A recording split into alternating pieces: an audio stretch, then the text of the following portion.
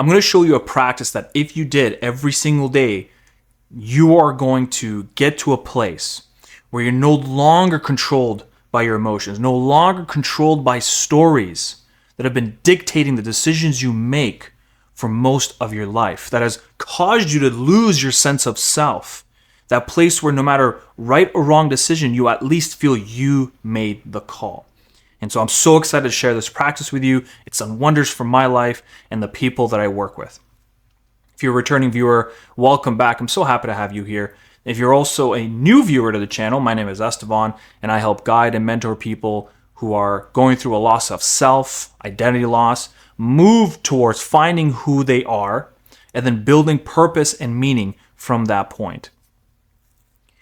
In order for us to begin the practice, we must first understand what loop patterns are. Loop patterns consist of three things: thoughts/images, emotions, and stories.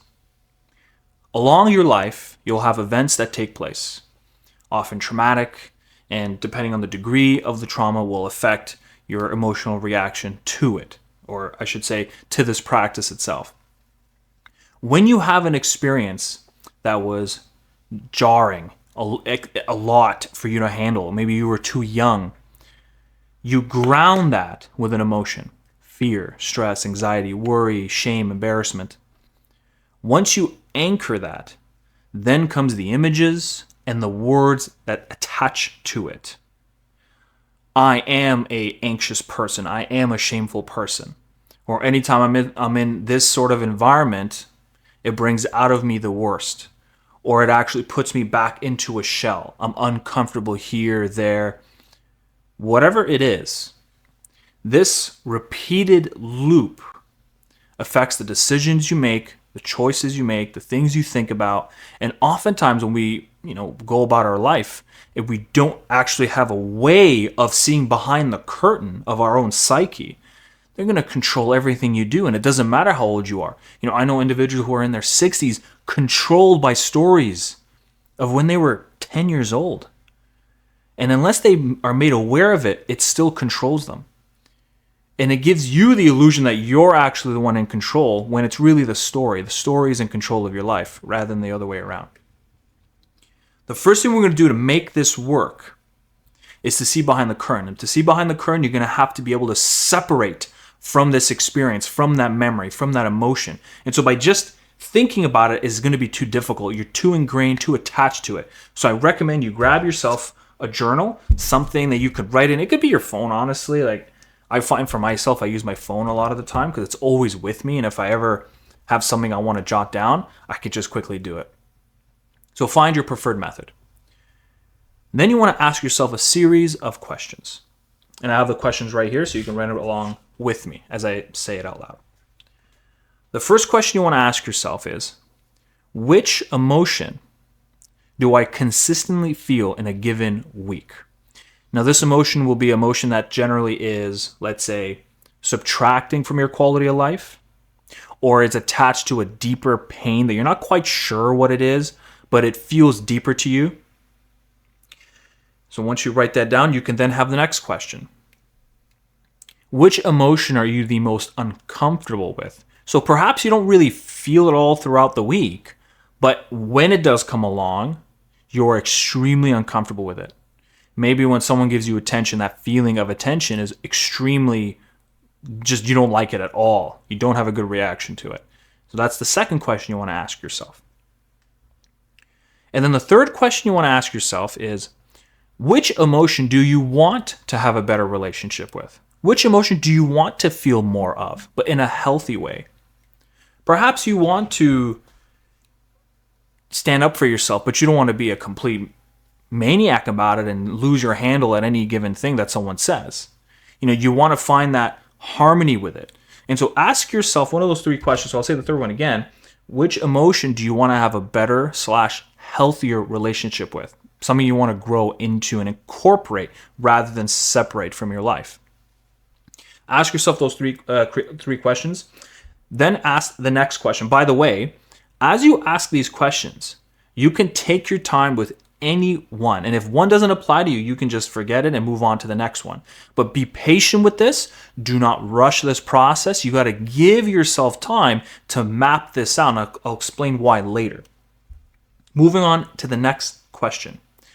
What memory is attached to that emotion that you dislike, that you're very uncomfortable with? Or it's an emotion that you want to have a better relationship with, but you find it difficult. Why is that? What memory is linked to it? The emotion is a string. It's a string that attaches all the way down into your unconscious, and it's somewhere in there. If it's been long enough, it's going to be regressed, meaning you're not consciously aware of what's going on, but that doesn't mean you can't figure it out. If you stay consistent, you keep asking yourself the question, what memory is this emotion attached to? Over and over and over, and you launch it not just into your thoughts, you launch it into your thoughts, past your heart, into your soul. All three chambers. Launch it through and see what comes up after some time.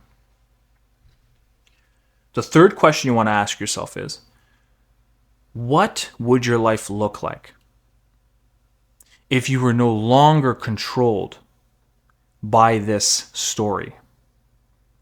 What would everything look like? What decisions would you make? Would you perhaps make similar decisions, but at least feel content and rewarded that you made it, and you don't feel you made it out of fear, out of anxiety, out of stress, panic, self-doubt? Because oftentimes, isn't that we're looking for the perfect answer? It's often that we are looking just to be able to make a decision that feels like it was us making the decision, rather than something influencing us from the inside. And I'll make something very clear. This practice, when you ask these questions, and by the way, give yourself space between each question to jot things down. Of course, I'm sure you probably figured that out, but give yourself some room. Because as you write things are going to open up to you in the coming weeks. Because you have to ground what it is we're talking about. What do I mean by that? If you just sit there and write and think, you'll get some answers. But it's until you go out to your job, to school, to whatever it is, you put yourself in the typical environment that you're in, and you start to pay attention to your dynamics, to your loops. Maybe somebody says something to you that hits a certain part of your inner psyche, and it springs an emotion, that same emotion that you're uncomfortable with. And then you pause and go, wait a minute, why? That person made me, why did I feel that with that person? Why did I experience that? What is it that they did that I feel this? And so as you start to have those experiences, it's going to happen more than once. Now that you opened up this practice, you're going to see it. And that's the magic of it. Once you put your attention to this method, you will start to notice this synchronicity happening all around you.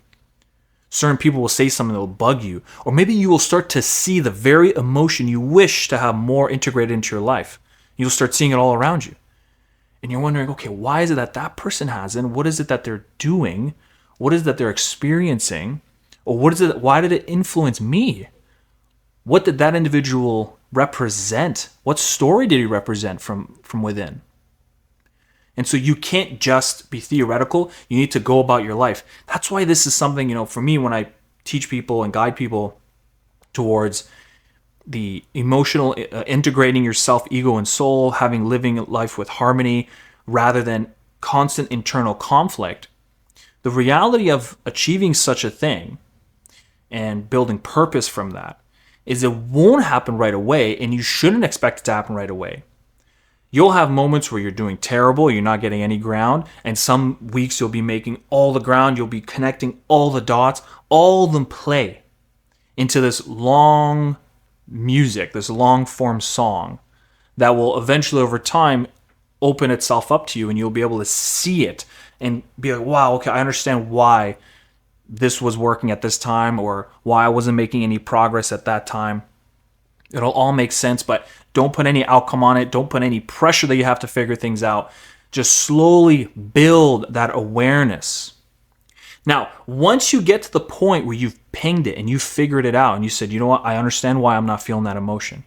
Or I understand why I dislike this particular emotion within me and how much it's been gripping my life. At that point, when you've been placed behind the curtain, you can see what's happening. That is when power starts to go back into your hands. Because when you witness what you're doing and you can see it from an outside view rather than being trapped within that story, its power automatically reduces. And the answer to further heal that story, heal that pain, will reveal itself to you. You might have to forgive yourself. You might have to make peace with somebody in your life. Or you might have to let go of somebody in your life. The answer will come to you once you see from behind the curtain and the noise calms down. And you can feel physiologically that that story is no longer holding on to you. And that feeling is power. It'll give you power. And you can ride that and snowball it and unpack more and more of yourself. And as you unpack more, you'll find your identity at the center of all that. As you start to peel away and peel away, peel away, you're going to be sitting right in the middle. And with it there, you will also find your sense of meaning and your purpose. And I'm going to make another video talking about how to actually find purpose and where it is, where it's been, where is it hiding. So I'm very excited to make a video on that. But let's put this video to a close. Practice this method. It does wonders. You just have to be consistent with it. And of course, if there are questions that along the way that you figured out worked best for you, put it in the comments below. Maybe someone else can actually take from it and adapt it to their own life, their own scenario. I want this community to be not just a community that talks about the positives and building themselves up into something better. I want this to be a holistic channel. You know, I understand those of you that have the days where you don't want to be anything, you don't want to do anything, you feel stuck in your stories and it's hurting you, and I don't want to shame anyone for that.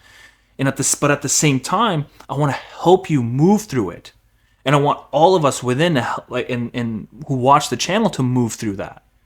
And to then rediscover who you are. And then from that place, build purpose, dream again. Dream of a better tomorrow. And there's nothing wrong with that. It's fine to be content. It absolutely is.